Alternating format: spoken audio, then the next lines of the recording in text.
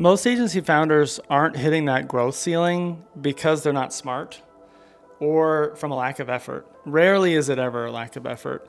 It's because there's a few fundamental decisions that you're making in your business that compound over time that prevent you from scaling, that are standing in your way of your greatness, and then sometimes cause failure led by burnout. And I'm going to talk to you about those three things today, and I can't tell you how pumped I am to share this with you and to finally answer the question for all the people that are asking me.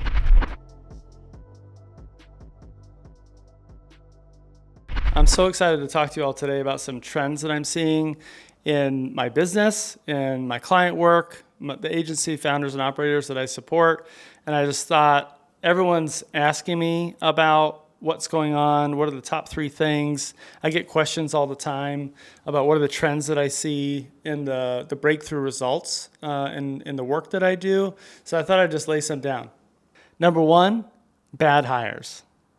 Number two, your offers are too complicated. Your menu, your services, the pricing structures that you've developed, too difficult to understand and say yes to, too many decisions to be made. And lastly, you're likely running your business reactively instead of proactively, which makes sense off the top, but you'd be surprised how many little decisions are being made reactionary instead of intentional and being proactive. These are the three common patterns that I see across all the different founders that I know and work with, and I'm so excited to break them down for you today and understand how you can overcome those small decisions in your business to really unlock scale. Tell me if this rings true. Always having late nights, you're constantly firefighting and problem solving throughout the day, reacting to client messages, reacting to your team, and there's something about your lifestyle or your work style where you're always on. You're working late, you're working weekends. If this sounds like you, the next three things that I'm going to break down and demystify are really going to unlock your time and your ability to grow and scale your agency. Boop! Quick commercial break. We're about to get into the juicy details. I just wanted to let you know, if you engage with my content, if you subscribe to my page, I look at every single one. And I'm here to serve, not to sell. I'm out here trying to help and teach people what's worked for me in scaling my agencies. Thanks for listening. And the trouble is, the hardest working founders, the ones that really pour in the effort and energy, you know who you are, you tend to dig yourselves deeper. You tend to make the problems worse because you tolerate people on your team that are poor performers. You continue to iterate and build around your product, your service, your pricing, your offer. And these things are just adding more complexity to your business, but you're focused on the doing and the effort, and you're not really measuring the change in the outcome. That's what we're going to unpack today. And the results of all this in your business is that it feels chaotic. So we're going to demystify and lay down a foundation on these three core patterns that I've seen that I hope are super helpful for you. Cool. So here's the good news, is that this video isn't about how to add more. This video isn't about buy this software and solve your problems. All we're trying to do is look at the things that bring friction into your agency, into your business, into your team, into your life. We're going to talk about how to remove that friction so that you can grow and scale effortlessly. I shouldn't say effortlessly. It's really growing and scaling with effort, but you're moving in a straight line. So at the end of this, here are three things that you can expect. Number one, your team's going to move faster and you're going to trust them more. Two, your offer is going to be less complex. Your conversion rate's going to go down. Yeah, it's not a typo. Your conversion rate's going to go down, and that's good. I'll explain to you why.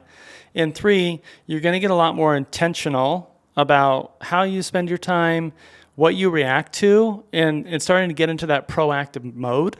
What do I need in my business, not what's given to me? And suddenly, like magic, your business is going to behave differently. It's going to be more enjoyable. It's going to take you back to hopefully where you started in the first place, which is I'm passionate about something and I want to have fun and I want to work for myself and I want to create my future. That's what this is about. How do we unlock that dream that we originally set out to do? And how the fuck did we end up here in all of this chaos? Insert AI fire. All right, now on to the core lessons. Let's talk about mistake number one that I see all too often. which is you haven't built a high-performing culture within your organization, and you don't have a high-performing team. I want to be really clear about something when it comes to people. Small people decisions make outsized impacts on your time. What do I mean by that? The little things that you let slip when you're hiring, the little things that you let slip on delivery when they're in your business, and you're like, I don't really want to bother with that. I don't want to be nagging. I don't want to micromanage.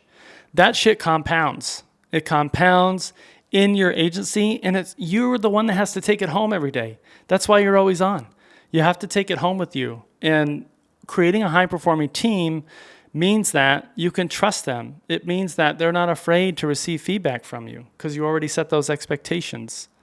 In small teams, in the agency environment, I would describe that as less than 10 people. Every person that you add to your team, hear this, every person you add to your team has to up the average. That's rule number one, up the average. What does that mean? It means that everybody on your team needs to be an A+. If you're hiring someone to come into your business, part-time, freelance, full-time, whatever it might be, they have to be an A+. An A+ guarantees that your average of your team is going to go up. You don't want new people coming into your business to maintain what you're doing. You want them to elevate it. You want them to challenge you. You want them to sharpen your business in ways that you didn't think because they're the expert in the thing that you hired them, that you built, that you backfilled your time, you bought back your time. You want them to come into your agency to make it better, not to maintain it. In the second point here around people and high-performing teams, I say it all the time. I'm going to say it again. As an agency owner, you have to be slow to hire and quick to fire. Today, we're going to focus in on the quick to fire. Some people like to avoid confrontation. Some people choose to avoid confrontation. Some people wait to have those conversations. Some people decide not to have them at all. When you let the little things slip, the standards that you set, when you onboarded the person, you set those expectations. When you let those standards slip, what do you think happens? The whole performance of the team slips. And you end up wearing it at the end of the day as the owner of the business. Don't think that your team doesn't feel it when you keep a poor performer on the team, when you keep a C player or a B player, and you have a team of ninjas who are trying to win the championship game because they're all A+. Don't think they don't feel it. They do. Address it quickly. Don't let it fester. This will save you so much time and so much emotional pain, honestly. I want to talk about expectation setting within the high-performing culture. If you're not giving a prescription to your team, I need this done by this day and this time, and here's what it looks like when it's done perfectly, with critical tasks. This isn't everyday stuff. This is critical tasks. They have to know when it's due. They have to know what time, what day, what it looks like, what method. Is it PowerPoint? Is it an email? Is it a Slack message? Don't leave it up to them to decide. Be prescriptive if it's important. Here's a big miss on setting expectations when you're onboarding new team members. Number one, you're not explaining your why. You're not setting clear goals. And most importantly, you're not being prescriptive about what does success look like in this role for you. Why is it important for me in my business? What are you here to do? Set those expectations clearly. Make sure they have dates and times attached to them. What does it look like when it's done well? What does it look like when it's done perfect? You're successful if. These are all phrases that you can use with your team. And I know you're listening to me and you're seeing this and you're thinking, well, I set some expectations, or I did this, or I did that. You have to be prescriptive and detailed and consistent. That's what's going to raise the standard and the bar for your team to push and to deliver more and take more weight off of you in building your agency. Okay, now, quick story on this topic. It revolves around providing feedback. I know this is a hot topic for everyone because in our modern society, many of us don't like confrontation unless you can post it as a comment or you can send it in a private chat. We don't want to sit like this one-on-one with someone and have to give harsh feedback. It feels heavy. It feels emotional. How do we strip that down? So I was working with a client and we were talking about a team member that they had who wasn't performing at a high standard. And when they would give the feedback to the team member, it was chaotic. There was an explosion. There was all this friction and tension with the team member for the littlest feedback. So we unpacked it and we got into it. And one of my first questions was, how did you set expectations during onboarding for this person? Did you tell them that you, as an operator and an owner at a high level, are going to constantly give them feedback in their role? No, I didn't. Okay, well, that's issue number one. So how do you resolve that? When you're onboarding your team members, I always tell them, I'm going to give you a piece of feedback every single day about something that I saw that you can do better. Every single day. You think I'm crazy, and I get it. I am a little bit crazy. It's all good. Now, the other thing I tell them is, if I stop giving you feedback every day, you should be worried. And that surprises a lot of people. I want you to know when you're coming in that I expect a very high standard, and I want you to be a high-performing person because that's what I believe in you to do. I believe that you have this potential and this possibility to do great things. That's why I'm constantly giving you feedback. I want to give you a quick story about my childhood when I was playing football in high school to set the stage for how do you manage giving feedback and expectations in a continuous way all the time and set the standard with your team that if you're not giving them feedback, there's an issue and there's a problem in how we believe in you, how we believe in what you're capable of. I used to play football. I was a defensive end, and I had this coach year after year was on my ass all the time. He was a built guy, strong-mouthed. And one day after practice in my junior year, after years of going through this guy yelling at me, do this better, do that better, you didn't do this right, and so on. And I went up to coach and I said, hey, why the heck are you always yelling at me all the time and you're not yelling at any of the other players? I don't get it. Why are you picking on me? And he took his glasses off and he looked me in the eye and he said, Young, I'm only yelling at you all the time because I don't believe in you. And the other players that are on this field that I'm not talking to, guess what? I don't believe in them. And I was like, cool, I'm going to get back on the field. So the idea here is that you need to enroll people in this expectation of feedback. So when you give them a small typo feedback, when there was a client service delivery issue and they didn't show up for work on time, they're not surprised. You don't want them to be surprised when you're constantly giving the feedback. This will change the dynamics in your team, in your relationships, and the stress that you take home. All right, who wants to hear the second most common issue that I see working with founders when it comes to growth and scale? You're going to be surprised by this one. Don't overcook your offer. Don't overcomplicate your pricing. So many people that I've worked with in improving their growth and scale opportunities comes down to simplifying their pricing and their positioning. Now, the second topic we're going to talk about is how you price and serve your market, and the majority of you are overcooking it. I see this all the time. The pricing, there's multiple tiers, multiple packages, multiple levels, time periods. Well, there's an onboarding, and then there's a 90-day, and then there's this other thing. And some clients decide to stop paying us. All these things around how you price and stage your offer to enroll your clients in the service that you're going to deliver for them is a very, very common way to hit a growth ceiling in a business. Most of the time I see when founders are working with expanding their menu for more services, they see one thing work good, and then they add a new thing. They see another thing work good, they add another thing. And there's this sort of myth that as you become successful in the one thing that you're doing, it makes sense to add another thing. If I have an email agency, which I do, then it might make sense for me to add a paid advertising component, right? Retention, top of funnel, makes sense. No, wrong. Don't add paid ad. The idea here is that you want to get your core service offering up to 84K MRR. That's the minimum, $1 million run rate for your core offering, then add more services. Now, within each service offering, until you reach that place, have no more than 3 tiers. And please, get off of the commission, variable, revenue share, whatever model. Here's my price because I know I'm worth it. Earn your way into it. This is what I charge.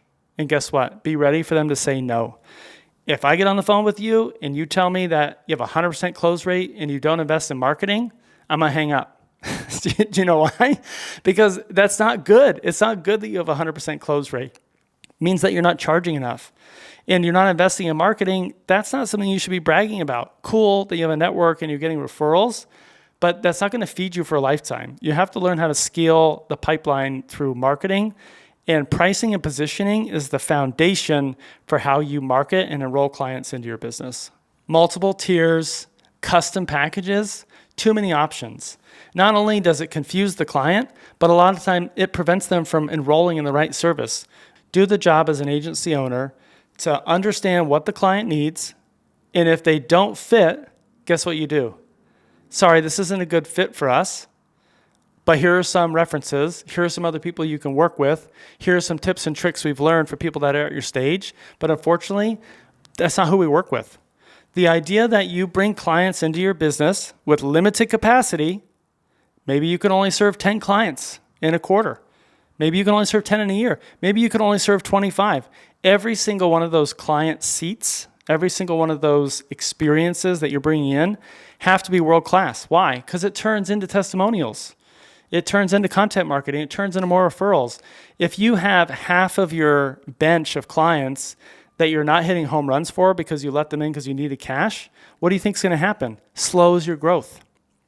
Getting your pricing and positioning dialed through simplicity will save you so much time. It's going to add more value to every contract, every client, and it's going to enable you to scale your business without putting and pouring more energy and effort into it. Simplify people. Simplify those offers. I've got a juicy client story. This one goes a ways back in my early days, and I was talking with a founder, an agency owner, and it's like, hey, let's look at your menu. What are you putting on the menu? What are you offering your clients? Lo and behold, there were 8 different service items, 2 different types of services. Each of them had 4 tiers. 4 tiers per service. Can you imagine presenting that to a client? Imagine if you were presented those options. What would you think? How would you know how to choose? Well, this one has this thing, and this one comes with that, but it also adds this. We're not selling software, people. These are not software features. We're selling services. Make it simple, okay?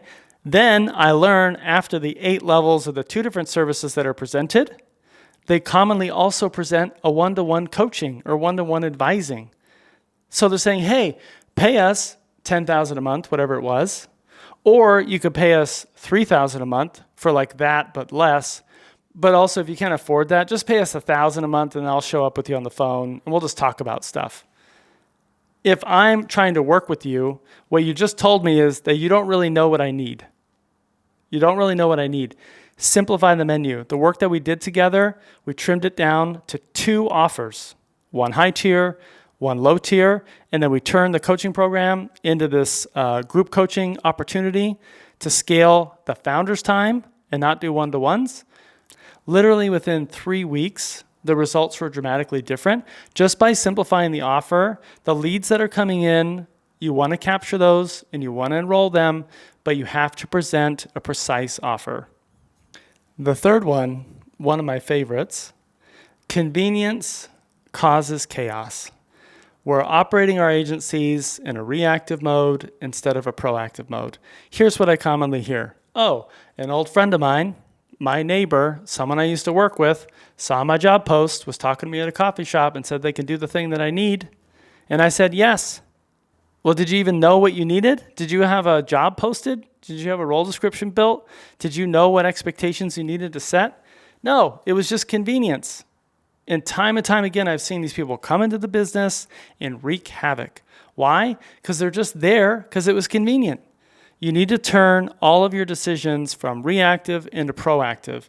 You must first put and think, what is it that I need? What do I need help with? Who do I need to hire? Read some books, talk to some coaches, get some help to figure that out, and then prescribe and then dictate, here's what I need, and take nothing less. If you have someone that's coming into a finance role who used to be in accounting, similar but different. If you have someone coming into a client-facing role who used to be back-of-house operations, similar but different. You can't just assume that because people are friendly and nice and that you know them, so therefore maybe you trust them and you think that, well, at least I know them, so it's going to be easier than me hiring someone I don't know. Wrong. It's just wrong. I've seen it too many times, too much data on this. Think proactively, especially when it comes to people and building teams. You have to know exactly what you need, and you have to hold those people to a high standard when you're interviewing and you're recruiting and you're testing and then you're onboarding them into your business. Look, reactive founders, you know who you are. You accept what appears, literally what drops into your world. You're like, oh, that's a good opportunity. Successful scaled founders are designing what they need, and they're waiting for the opportunity to show up based on what they designed. That's the difference. When it comes to people, if you can't articulate what you need, you're not ready to hire yet. Take the time to sit down and think and get informed on who it is that you need to move your business forward. When it comes to this convenience causes chaos, you're being reactive instead of proactive, I have to give a shout out to my coach, Dan Martell. He wrote a book called Buy Back Your Time. If you're familiar with it and you haven't read it, if you've never heard about it before, please check it out. Please get a copy. This completely changed my world on how to buy back my time and allow me to really shift into being proactive instead of reactive all the time. The basic concept is that you're in the book, there's a replacement ladder. I use this all the time in my work with clients. The replacement ladder prescribes a 5-step sequence on how to hire a team starting from the bottom first. The first level on hiring is admin. Get yourself an EA.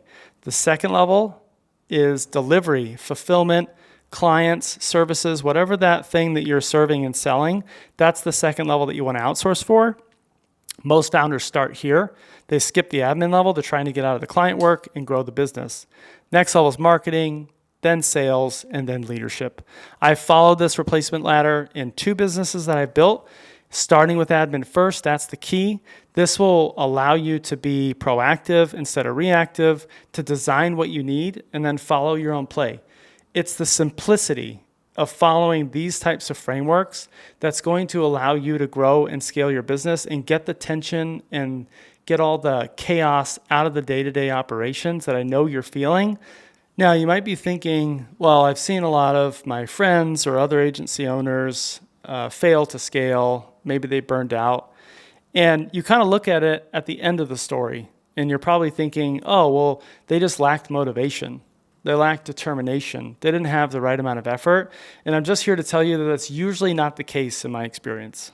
What happens is they fail to scale because they tolerate all of these small structural foundational issues in their business, and it just puts them into a tailspin. Some people can last in the tailspin for a couple of years. Some people can last for a decade. But if you don't fix these structural issues in the business, you're going to keep bumping up against that growth ceiling. And until you change your methods and you put some new practices in place, it's inevitable. The outcome's inevitable. When you think about these things individually, they don't seem like such a big idea, right? You hire one bad, wrong person. Your offer is a little bit complicated. So what? You made a reactive decision in the business and you probably should have thought about it proactively. But commonly, again, this is about patterns. What am I seeing across different enterprises, different organizations, different teams? These things are happening at the same time, over time, and they compound and create chaos. Now, look, I hope you're thinking all these things sound pretty simple. These are not complex formulas. It's not woo-woo science. We're not talking about anything that's crazy. It's just about setting a different standard of how you, as an owner of an agency, of a business, how are you setting your standards? You need to be more selective with your people, more disciplined with your offer, and more intentional about your decisions. These are the components of setting standards that will allow you to grow and scale. Founders who scale don't accept chaos. They design clarity. They don't react to what shows up on the doorstep or in the inbox. They build an environment that they can thrive in. These are the differences. This is what I'm asking of you.